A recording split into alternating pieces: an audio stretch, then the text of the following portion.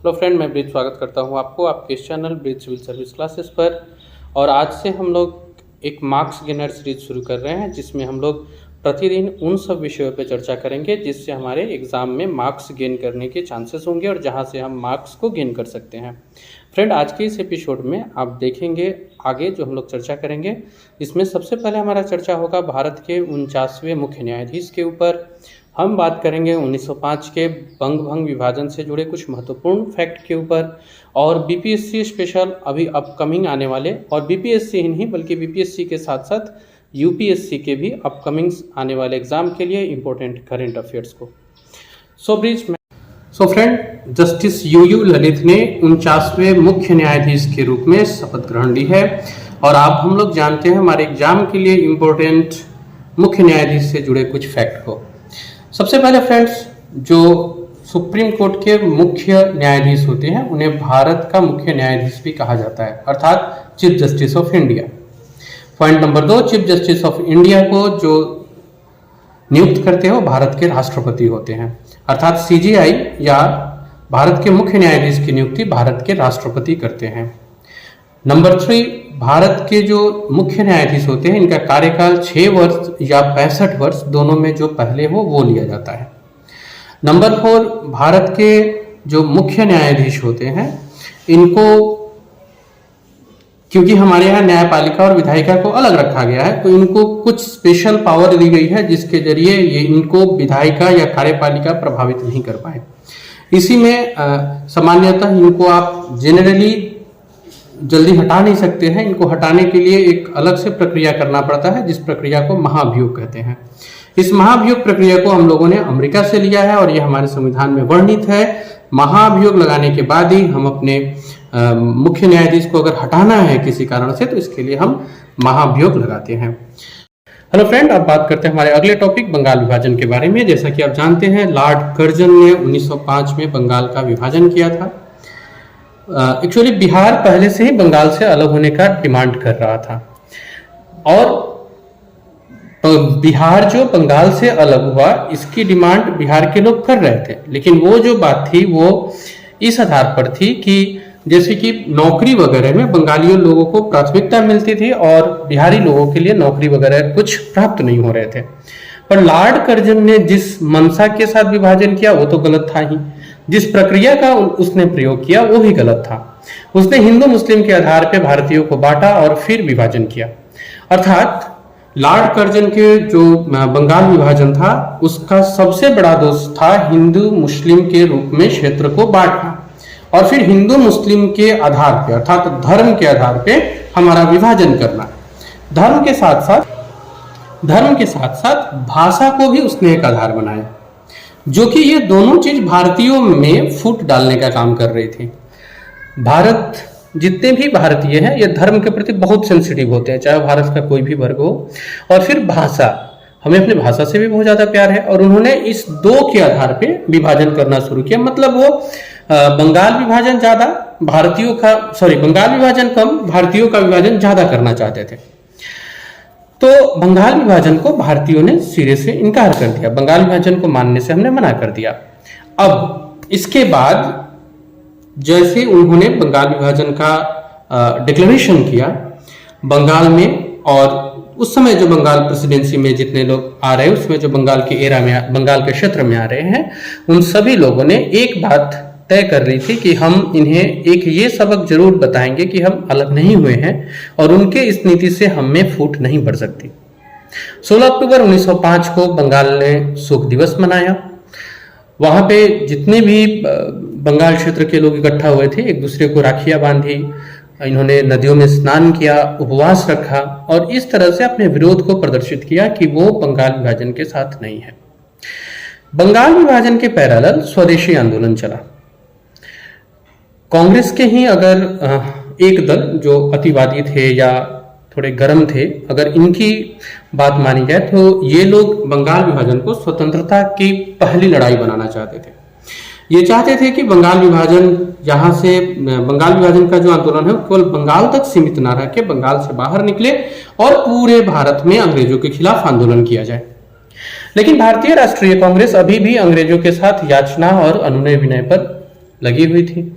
उनका ये मानना था कि हम अनुनय विनय करके या याचना के जरिए या अब जबकि हम लोग कुछ बदलाव करा पाए हैं अंग्रेजों से, संभवतः हम लोग इसे भी बदलाव करा लेंगे।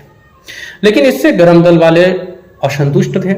असंतुष्टि का कारण केवल ये नहीं था कि यहाँ अनुनय विनय की बात हो रही थी, बल्कि इसके पीछे जिस प्रकार से उन्होंने विश्वविद्यालय अधिनियम एक्ट लाया, जिस तरह से वो प्रेस में इंटरफेयर कर रहे थे, और रिसेंट दिनों में कुछ घटनाएं जो बढ़ रही थी, तो असंतुष्टि थी। अब यहाँ पे जरूरत था भारतीयों को अपने लोगों को जगाने का, स्वदेश के नाम पे अपने लोगों को खड़ा करने का, और विशेष करके कांग्रेस के इस अतिवादी दल ने इस पर पूरी तरह से काम करना शुरू कर दिया।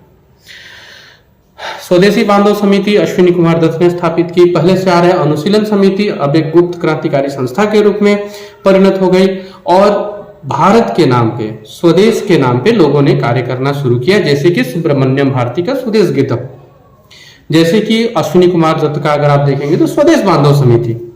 इसी तरह से आप आगे देखेंगे तो जितने भी अलग अलग तरह से आए, जैसे कि नेशनल एजुकेशन काउंसिल आया, राष्ट्रीय शिक्षा परिषद आया 15 अगस्त 1906 को, तो शिक्षा से लेकर के हर चीज में स्वदेशी को लाया गया।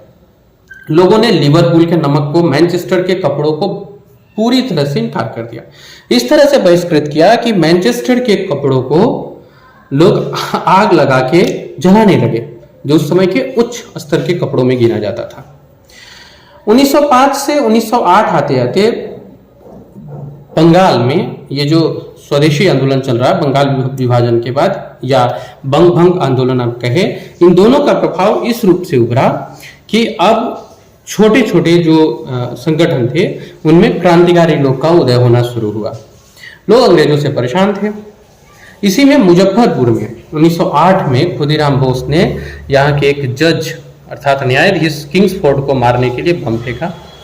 दुर्भाग्य से उस बग्घी में उस समय वो नहीं थे, या किसी अन्य महिला उसमें जो सवार थी उन्हें इस हादसे का शिकार होना पड़ा, और इससे खुदीराम बोस भी दुखी थे। खुदीराम बोस और प्रफुल्ल चाकी ने मिलकर ये किया था। प्रफुल्ल चाकी आत्महत्या कर लेना स्वीकार किए। खुदीराम बोस के ऊपर मामला चला और उन्हें फांसी की सजा दी गई। इस फांसी की सजा के विरुद्ध में, क्योंकि उनकी उम्र काफी कम थी और ऐसे में जो निर्णय लिए गए थे वो भी काफी आनंद फानंद में लिए गए थे, तकरीबन इनके पकड़ने के 90 दिन तक भी वेट नहीं किया गया, इनको फांसी की सजा सुना दी गई और फांसी दे भी दी गई। इसके विरुद्ध में तिलक ने अपने पत्र में लिखा तो उनके ऊपर देशद्रोह के आरोप लगने प्रारंभ हुए। अब अगर पूरे एंडिंग को देखा जाए, what we get from this revolt of you can say 1905 का ये जो विद्रोह हुआ, ये क्या दिया भारत को? तो इसने भारत के अंदर स्वदेशीता को जगाया, इसने भारत के अंदर भारतीयता को जगाया।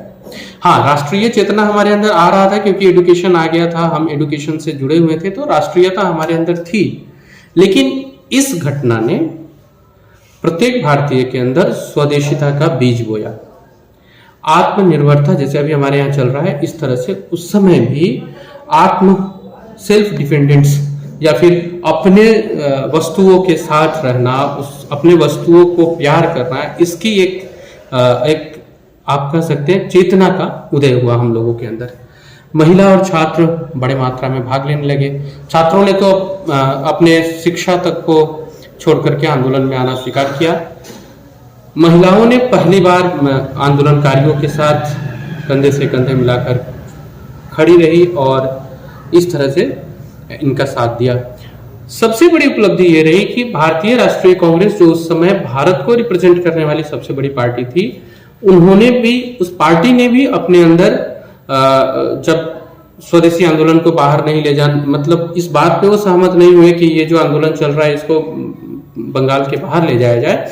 इसके बावजूद ये आंदोलन बंगाल के बाहर गया, साउथ इंडिया तक गया और भले ही कुछ क्षेत्रों तक सीमित रहा, लेकिन पूरे भारतीय के अंदर एक स्वदेशी के भावना का संचार किया। बढ़ते हुए उग्रवाद, बढ़ते हुए उग्रवाद शब्द गलत लग रहा है, इस बढ़ते हुए अतिवाद या आप कह सकते हैं कि उग्र विचारधारा ने अंग्रेजों को मजबूर कर दिया और उन्हें बंगाल विभाजन रद्द करना पड़ा। भारत की राजधानी कलकत्ता से बदल के दिल्ली की गई और बंगाल विभाजन पूरी तरह से रद्द हुआ। स्वदेशी आंदोलन का जो सबसे बड़ा प्रभाव पड़ा वो हमारे सांस्कृतिक क्षेत्र पर पड़ा।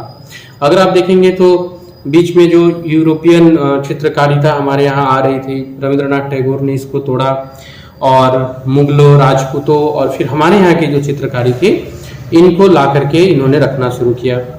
नंदलाल बोस को पहली बार छात्रवृत्ति मिला आर्ट कॉलेज से। और हमारे यहाँ शिवाजी गणेश उत्सव, ये जो महाराष्ट्र साइड में ही केवल मनाए जा रहे थे, ये पूरे भारत का पर्व बन गया, त्योहार बन गया। फ्रेंड, ये होता है स्वदेशी भावना आने के बाद जो हमारा चेंजिंग होता है। अगर ये कहा जाए तो गलत नहीं होगा कि जो स्वदेशी आंदोलन 1905 में शुरू हुआ था उसी की परिणति 1947 में देखने को मिली, क्योंकि इस आंदोलन ने प्रत्येक भारतीय के अंदर स्वदेशिता को जगाया था, देश प्रेम को जगाया था और लोग अपने देश से प्यार करने लगे थे। और इस कांग्रेस अधिवेशन की बात की जाए तो 1905 के बनारस अधिवेशन में, जिसकी अध्यक्षता गोपाल कृष्ण गोखले ने की थी, बंग विभाजन का विरोध किया गया। वहां पे यह बताया गया कि वो भी बंगाल के इस आधार पे हुए विभाजन को स्वीकृत नहीं करते। 1906 के अधिवेशन में पहली बार भारतीय राष्ट्रीय कांग्रेस के अधिवेशन में दादा भाई नौरोजी द्वारा स्वराज शब्द का प्रयोग किया गया। हालांकि ये स्वराज शब्द बीजी तिलक और अरविंद घोष का लाया हुआ है। उनका पहली बार प्रयोग जो कांग्रेस के अधिवेशन में होता है वो दादा भाई नौरोजी करते हैं। लेकिन दुर्भाग्य रहा कि 1907 के अधिवेशन में, अर्थात आंदोलन के 2 साल के अंदर, जो 1907 का अधिवेशन हुआ, सूरत अधिवेशन, उसमें कांग्रेस में फूट पड़ गई और 2 दल अलग अलग हो गए। सो फ्रेंड, ये था हमारा एक शॉर्ट कवरेज आपके लिए बंगाल विभाजन के ऊपर।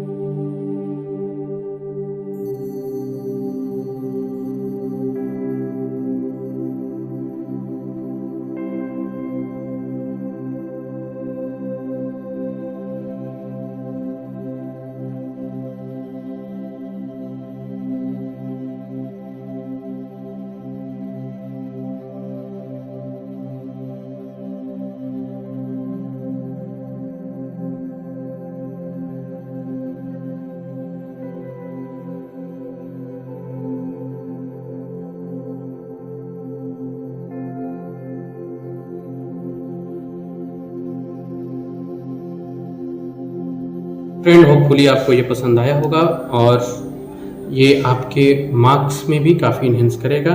मैं भी धीरे धीरे करके इस सीरीज को लाऊंगा और समय थोड़ा और ज़्यादा करके थोड़ा सा और ज़्यादा फैक्ट देने की कोशिश करूंगा। फिलहाल आज के लिए इतना ही। अपना ख्याल रखिए, अपने प्रिपरेशन को एंजॉय कीजिए। Thank you very much. जय हिंद, जय भारत।